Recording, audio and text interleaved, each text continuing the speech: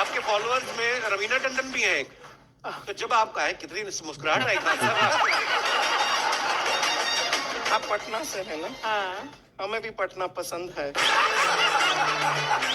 बताइए आपके पीछे पड़ा कोई क्रेजी फैन ऐसा? आजकल के फैंस जैसे आप में से कितने लोग हैं जो बहुत एक्साइटेड हैं आज के सेशन को लेकर के? तो अब मैं जैसे ही आपको नाम बताऊंगा उनका जो हमारे आज के गेस्ट हैं, तो आपका जो एक्साइटमेंट लेवल है वो और बढ़ जाएगा। ये बताने से पहले कि गेस्ट कौन है, मैं आपको थोड़ा सा बताता हूँ यूट्यूब के बारे में। यूट्यूब में क्या है कि पूरे वर्ल्ड की अगर बात करी जाए तो करोड़ों चैनल्स हैं जो अलग अलग जॉनर्स में है, अलग अलग कैटेगरीज में है। उसमें से दो बड़ी कैटेगरीज है, मोटिवेशन और एजुकेशन। पूरे वर्ल्ड में जो वर्ल्ड का नंबर 1 मोटिवेशन चैनल है वो मेरा है, और जो वर्ल्ड का नंबर 1 एजुकेशन चैनल है किसी इंडिपेंडेंट क्रिएटर का, वो उनका है, जो कि हमारे गेस्ट है। उनके 17 मिलियन से ज्यादा सब्सक्राइबर्स हैं। Please give an energetic and warm welcome to the one and only Khan sir.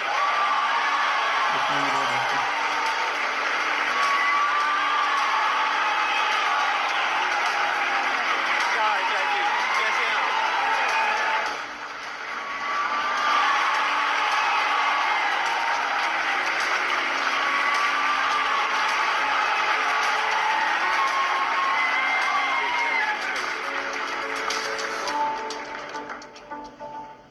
इससे पहले कि ऑडियंस आपसे कुछ पूछे या इंटरेक्ट करे, मेरे माइंड में एक क्वेश्चन है आपके लिए। जी।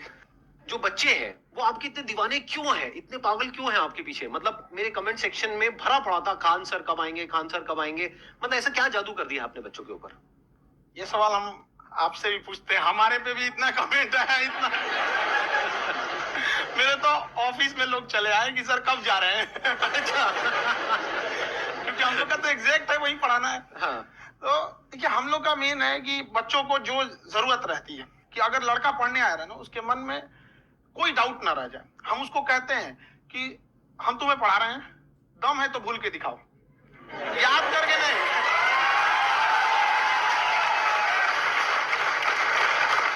जैसा आप जिस प्राइस पॉइंट पे पढ़ा रहे हैं, आई थिंक वो सबसे कम है, वो बहुत ही कम है। सर, ये जो फीस का कल्चर है, ये हमारा इंडियन कल्चर नहीं है। हमारा इंडियन कल्चर गुरु दक्षिणा है, उस हिसाब से वो सही है। ऑक्सीजन जैसे जिंदगी के लिए जरूरी है, वैसे एजुकेशन जरूरी है। कोई ये नहीं कह सकता है कि पैसे की वजह से वो खान सर के यहाँ से लौट गया। क्या बात है।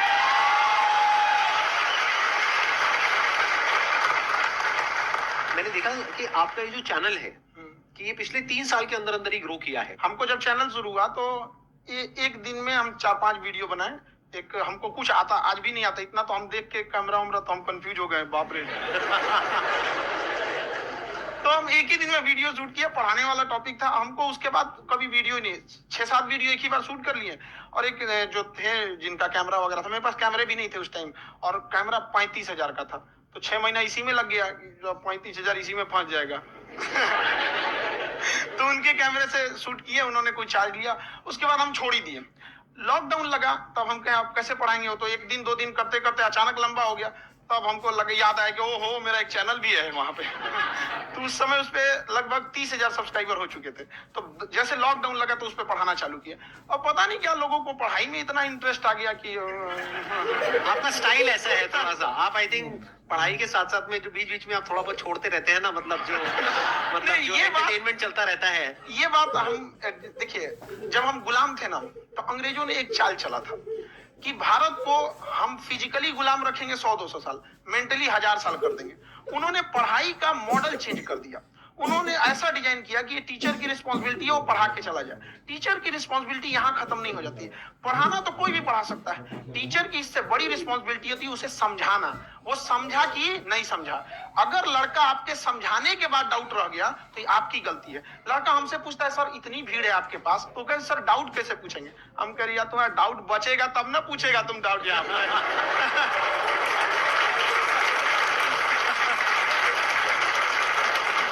कॉन्फिडेंस नेक्स्ट लेवल है खान सर का, मानना पड़ेगा। और शायद यही वजह है इनकी जो ग्रोथ है उसका।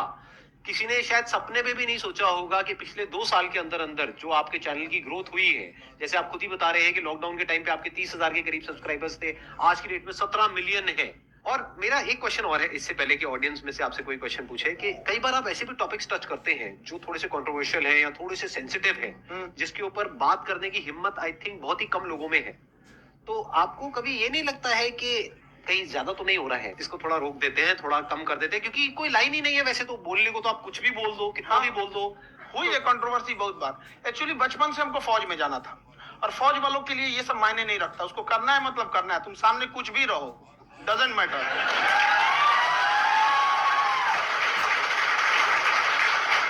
और मैंने YouTube पे देखा कुछ वीडियोस में कि आपका जो इंस्टीट्यूट है वहां पर आज से कुछ साल पहले कुछ बम गिरे थे। हाँ, कुछ गिरे थे, कुछ तो बहुत सॉलिड जगह गिरा था, फटा नहीं वो। मतलब आपके आसपास। हाँ, बम को भी पता है कि टीचर की इज्जत किया जाता है। क्या बात है, क्या बात है। मैं समझ पा रहा हूँ कि ये आपके अंदर जो एटीट्यूड है ये कहाँ से आ रहा है, क्योंकि आप बचपन से ही फौज में जाना चाहते थे, तो आप जंग के मैदान में ही खड़े हैं एक तरीके से। बस फर्क ये है कि आपके हाथ में कलम है, हथियार ना होकर के। हथियार से एक आदमी की जान जा सकती है, हाँ। कलम से बहुत ताकत होता है। शिक्षा एक ऐसा हथियार है ना, हर कुरीतियों से लड़ सकता है, हर तरह की समस्याओं से। और ये एक ऐसा हथियार है, मेटल डिटेक्टर में भी नहीं पकड़ाता है।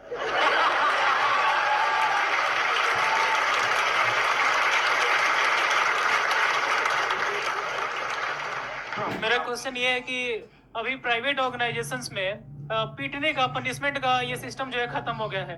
हम आपकी वीडियो में देखे हैं सर कि आप एक बड़ा सा रोल रखे रहते हैं, पुलिस है ना? वाला लाठी हो। अब पुलिस वाला लाठी है और स्टेज पे बुला के बच्चों को उसी से धुनाई शुरू कर देते हैं, मस्त एकदम से, है ना? तो सर मतलब कि बच्चे मतलब कि डरते नहीं है आपसे, और इस तरीके से कैसे कनेक्टेड हैं आपसे, है ना? और एक और क्वेश्चन सर, यूपीएससी का जो आप अपना बैच स्टार्ट करने वाले हैं, ठीक है, उसके बारे में बताइए सर, क्योंकि मुझे मतलब कुछ इशू करना है सर, ठीक है? और संदीप सर को देख लिए, मेरा तो वैसे ही हो जाना है।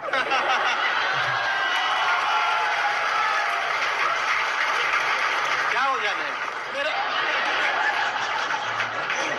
पूरा कंप्लीट करो। I'll be an IAS officer next year because I have seen you, sir. My day is like complete, sir. All the best. Thank you so much, sir. Thank you. पूरा बोला करो। Thank you. देखिए, लड़कों को जहां तक पीटने की बात है, जब पढ़ाने की बात आएगी तो उसको हम पूरे बेहतरीन ढंग से पढ़ाएंगे। लेकिन जब सजा देने की बात आएगी ना, तो वो भी बेहतरीन ढंग से होगा। ऐसा थोड़ी होगा कि बस एक ही चीज बेहतरीन ढंग से होगा।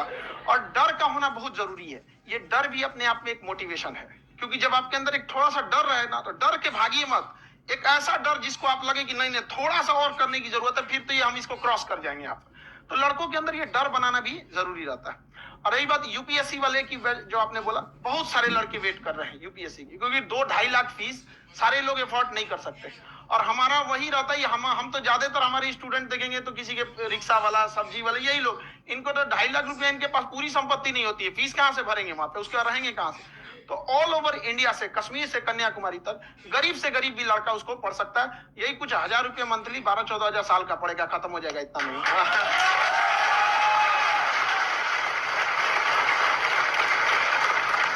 ये जो डंडे वाली बात इन्होंने कही, ये सच है? मतलब आप सच में एक डंडा रखते हो पुलिस का ही है वो। और मारते हो? हाँ, कि मतलब अगर कोई लड़की छेड़ता है या ऐसा कोई भी उल्टा नहीं, पुल्टा काम पढ़ाई करता लिखाई है, कुछ भी गलती करेंगे तो पिटाएंगे वो यहाँ पे, कैमरे पे? ऑन कैमरा, जैसा भी रहे, कुछ भी पिटाना तो उनको फिक्स है। एक तो कोई मतलब विधायक जी थे, उनके लड़का को पीट दिए, तो चला दल बल लेके अपना वहां पे। उसने घर पे नहीं बताया था कि सर ने पीटा है, बस बोल दिया कोचिंग में पीटा है। बाद में पता चला हम पीटे हैं, तो उसके पिताजी मेरे सामने और पीटे। सर,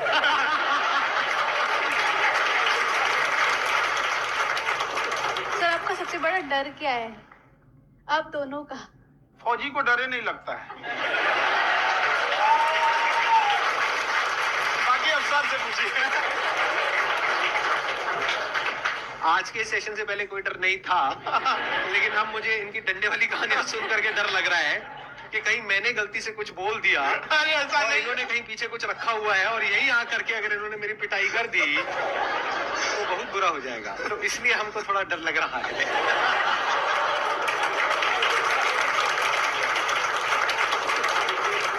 आपकी डेली कितने घंटे क्लासेस होती हैं? 6-7 घंटे। अभी भी खुद ही करते हो आप? हाँ, खुद ही हमारे स्टाफ परेशान रहते हैं। हम 1:30-2 बजे सोते हैं, सुबह 6 बजे उठ जाते हैं, परेशान रहते हैं। यार इतना क्यों करते हो, है ना? कभी तो कुछ उनको भी नहीं साथ साथ लगना पड़ता है ना। उनको साथ-साथ लगना पड़ता है। हम जग गए हैं तो कोई सोया थोड़ी रहेगा, परेशान दिन में सोते ही नहीं है, बेचारा कहीं कहीं जाके सोते रहता है, तो हम सिर्फ बांध दिए कि भाई तुम इस समय सो जाना, तुम इधर सो जाना। आपकी शादी हो गई या नहीं हुई अभी? मेरी खुशहाली देख के आप आइडिया लगा सकते हैं।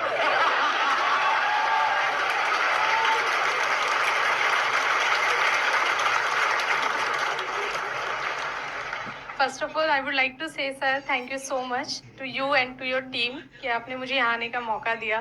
एंड सर अब तक मैंने आपको सिर्फ फ़ोन या लैपटॉप में ही देखा है दोनों को, आज फर्स्ट टाइम लाइव देख रही हूँ तो बहुत अच्छा लग रहा है। तो मेरा क्वेश्चन ये है सर आपसे, जब हम लाइफ में कोई डिसीजन लेते हैं कि हमें ये पर्टिकुलर चीज़ करनी है, और क्योंकि हम डिसीजन लेते हैं तो हमारी आदत है कि पहले हम 4 लोगों से पूछते हैं कि तू बता तेरी क्या राय है, तू बता तेरी क्या राय है। तो उनमें से अगर कोई हमें कह देता है कि ये बेकार डिसीजन है मत कर, तो हमारा माइंड कहीं ना कहीं डाइवर्ट होने लगता है और उसकी वजह से हम अपना डिसीजन चेंज कर देते हैं।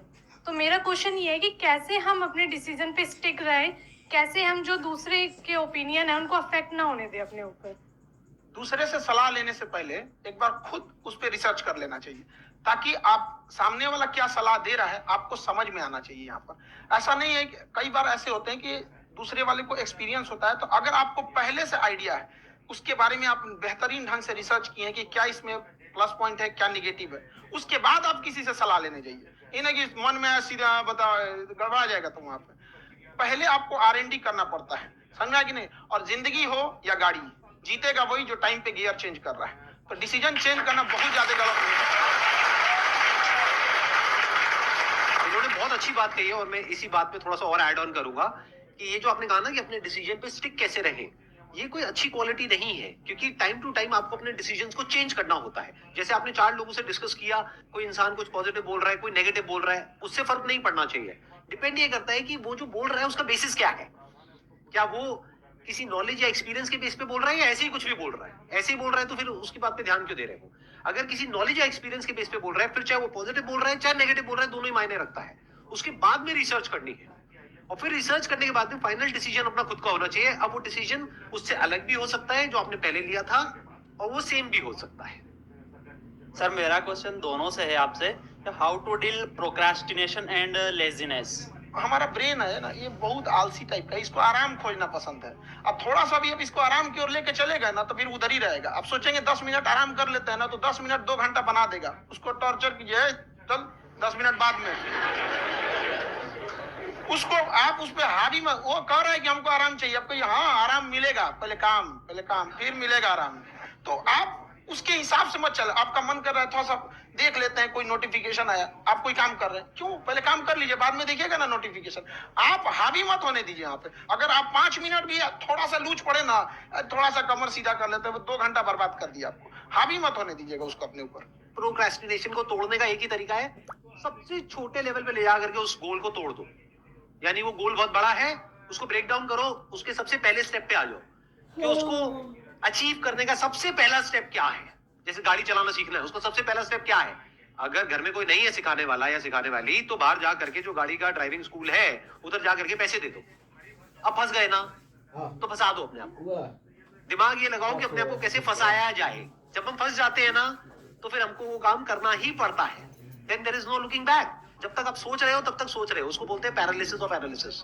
आप सोचते चले जा रहे हो अपने माइंड में, मैं ये करूंगा वो करूंगा वो करूंगा वो करूंगा, और प्रोक्रेस्टिनेट हो रहा है, वो चीज टलती चली जा रही है।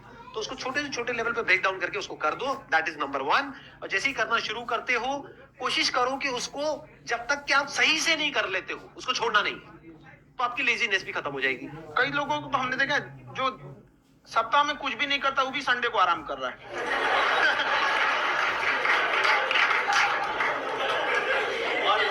वैसे कहा भी जाता है कि अगर कोई काम आपको करवाना है ना, तो ऐसे किसी इंसान को दो जो बिजी है। हाँ। ऐसे आदमी को मत दो जो खाली है। ये परफेक्ट एग्जाम। किसी को भी आप देखिएगा जिसको आप कहते हैं कि मतलब थोड़ा ठीक ठाक आप समझते हैं कि नहीं ये बहुत आगे निकल, वो एक काम को खत्म करने के बाद कभी आराम नहीं करेगा। एक काम खत्म हुआ उसको लगेगा हाँ एक खत्म हो गया, अब दूसरा करना चाहिए। और वही जिसको देखिएगा एक खत्म हो गया, अरे आराम करना चाहिए, कभी नहीं, लाइफ में आखिरी सांस तक। सर यहाँ पे सब हिंदी में पूछते, इंग्लिश में पूछते, मैं भोजपुरी में पूछूं? जौन भाषा ठीक लगे तोने में पूछ दो। हाँ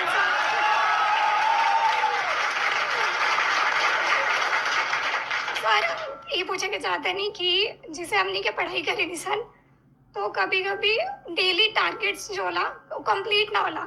अगर टारगेट्स कंप्लीट भी होला तो फिर ऐसा इरिटेशन या फिर वो एंजाइटी या फिर कि और करना है या फिर अभी नहीं हुआ, वो चीज हमेशा रहेला। तो वो कम कैसे करल जाए? देखिए टारगेट्स को ना हम लोग को एक अपने हिसाब से पहले फिट करना चाहिए। ऐसा नहीं कि दूसरे किसी इंसान को देख के हम टारगेट फिट कर ले। कोई लड़का 8 घंटा पढ़ रहा है, कोई पहली बार अभी पढ़ना ही चालू किया, उसको देख के 8 घंटा पढ़ेगा तो पढ़ाई छोड़ देगा। तो आप अपनी क्षमता के हिसाब से देखिए कि आप कितना पढ़ सकते हैं। अगर आपने एक घंटे को बना लिया कि हम 1 घंटा पढ़ सकते हैं, अगले 1 हफ्ते तक उसको सस्टेन रखिए। जिम में कैसे करते हैं लोग, पहले दिन उठा लीजिएगा 1 कुंटल तो हार्ट अटैक हो जाएगा। तो वो धीरे धीरे टारगेट सेट कीजिए और अपनी क्षमता को भी देखिए। हर इंसान की क्षमता अलग है। कंगारू को देख के हाथी छलांग मारेगा, पैर तोड़ के बैठ जाएगा।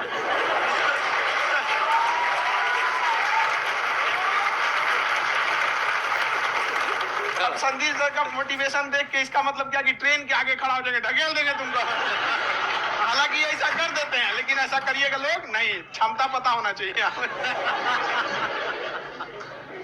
आपके अंदर एंजाइटी हो रही है कि मैंने कर तो लिया है, आप ये नहीं कह रहे कि मैंने कुछ भी नहीं किया है फिर मेरे को एंजाइटी हो रही है। आप ये कह रहे हो मैंने काफी कुछ कर लिया है फिर भी एंजाइटी हो रही है कि कहीं कुछ छूट तो नहीं गया है। तो बेसिकली आपको ये देखना है कि अगर आपके अंदर एंजाइटी हो रही है, that means you are a very good student. आप एक अच्छे स्टूडेंट हो। क्यों? क्योंकि बहुत सारे स्टूडेंट्स तो ऐसे हैं उनको पढ़ने के नाम से एंजाइटी होती है। तो आपको एंजाइटी हो रही है कि मैंने पढ़ लिया, दिन में मानो 8 घंटे का आपने टारगेट सेट किया और 6 घंटे पढ़ लिया, या मान लो 8 घंटे भी पढ़ लिया, फिर भी एंजाइटी हो रही है कि मैंने 10 घंटे नहीं पढ़ा। तो ये तो अच्छी क्वालिटी है ना, ये तो एक ब्रिलियंट स्टूडेंट की क्वालिटी है। क्योंकि एंजाइटी उसी को होती है जो केयर करता है, जिसको परवाह है, उसी की तो एंजाइटी होती है। जैसे माँ को अपने बच्चे की, जैसे एक माँ को अपने बच्चे के, जैसे एक माँ को अपने बच्चे को लेकर के एंजाइटी होती है। हंस लो मजाक उड़ा लो। कोई बात नहीं, एडिट कर देंगे इसको हम। हाँ।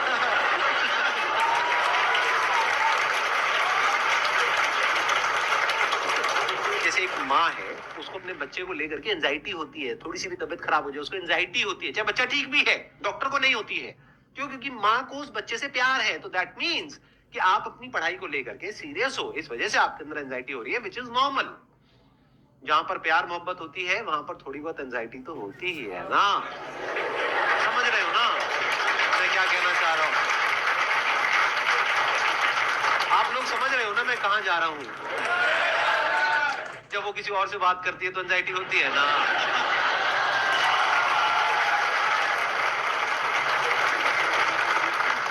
सर, आपकी स्टोरी हमने सुनी थी, तो एक टाइम आया था जब आप गंगा किनारे जाके बैठ गए थे। उस समय आपको कुछ समझ नहीं आ रहा था, तो उस समय मतलब आपने ये डिसीजन कैसे लिया कि अब आगे नहीं, यहाँ से वापस जाना है? रास्ता ही नहीं था। घर जाने के लिए एटलीस्ट 90 रुपए चाहिए थे, जेब में 40 रुपए थे। कैसे घर जाते? और हम गंगा के किनारे चुपचाप बैठे बैठे हम कहें कि अब बहुत टेंशन हो गया, अब घर जाना चाहिए। रूम पे तो किराए के रूम पे ही आदमी सारे लोग रहते हैं।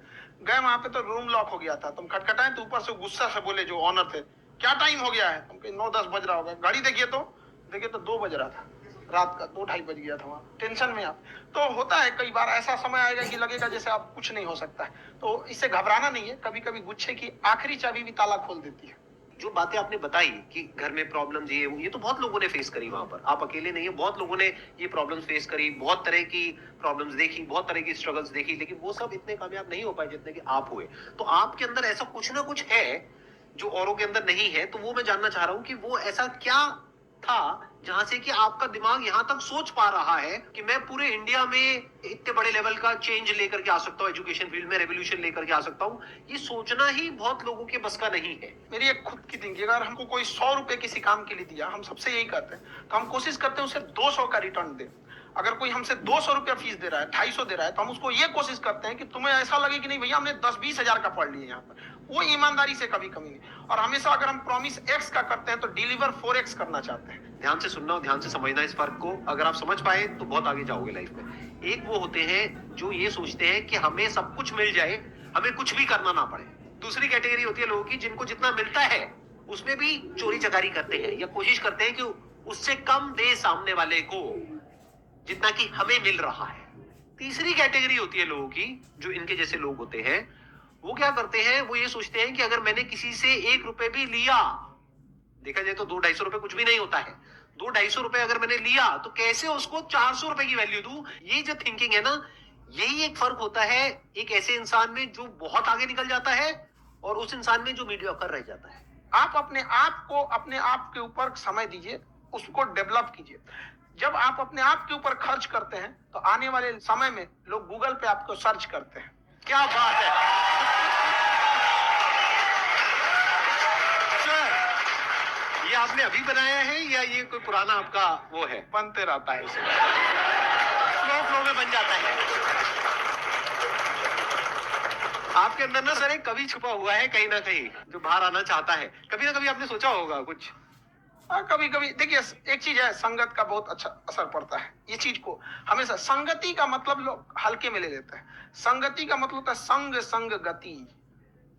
तो अच्छे लोग के साथ रहेंगे तो संग संग अच्छी गति होती जाएगी, खराब में रहेंगे तो ये भी होता है। बट अपने आप को थोड़ा सोचना चाहिए कि हम केवल जी के मर जाएं इसके लिए नहीं आए हैं। लोग कहते हैं कि सर नाम क्यों नहीं बताते अपना। हमारी एक ही सोच है कि जाने के बाद इस दुनिया से हमको मतलब एक चीज देना चाहते हैं स्टूडेंट्स को, कि वो याद करें कि इस पैसे की भाग दौड़ की दुनिया में हर कोई दोनों हाथ से लूटने में लगा है खाली हाथ जाने के लिए। ये सबको लगा है। तो हर कोई को ये सोचना चाहिए कि था कोई इंसान जो इतने कम फीस में इतनी शिक्षा जो महंगी थी, जो कमाने का रास्ता था, उसको भी एकदम कंपटीशन इतना कर दिया कि अब लोगों को अपनी फीस बढ़ाने में डर लगता है कि अरे यार, लड़का कमेंट करता है कि खान सर इतना ले रहे हैं, आप बहुत बड़ा टीचर हैं।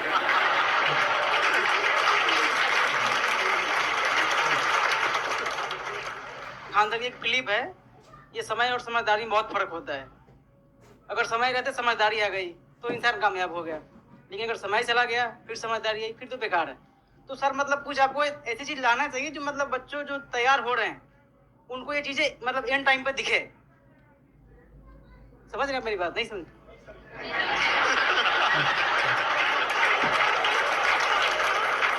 यही होता है सर का मोटिवेशन ज्यादा हो जाता है। जब आप स्ट्रगलिंग फेज में हैं तो कम से कम चीजों को अपने ऊपर खर्च कीजिए, ज्यादा से ज्यादा सीखने में खर्च कीजिए। अगर आपको राजा बनने का शौक है तो गुलाम की तरह मेहनत करना सीखिए, तब राजा बनेगा।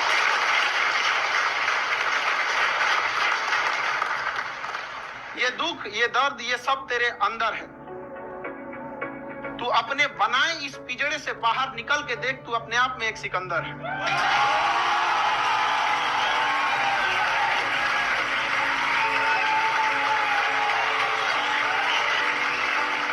Thank you so much sir for coming. बहुत मजा आया मेरे को आपके साथ में इंटरेक्ट करके। आई एम श्योर आप लोगों को भी बहुत मजा आया होगा।